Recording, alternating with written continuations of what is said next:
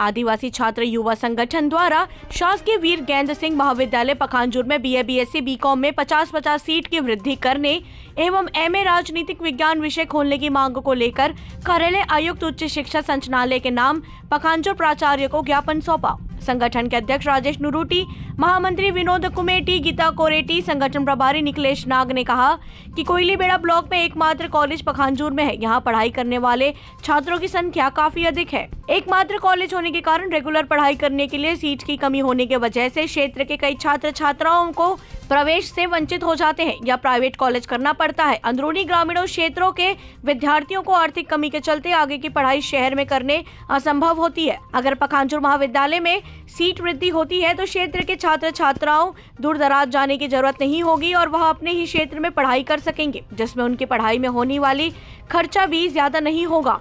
आगे कहा कि पखांजूर महाविद्यालय में स्नातकोत्तर के लिए एमए राजनीति विज्ञान विषय खोला जाए ताकि आगे की पढ़ाई में कोई बाधा ना हो। आदिवासी छात्र युवा संगठन द्वारा उक्त मांग जल्द पूरा नहीं होने पर उग्र आंदोलन करने की बात कही। पखांजूर से बिप्लब कुंडू की रिपोर्ट।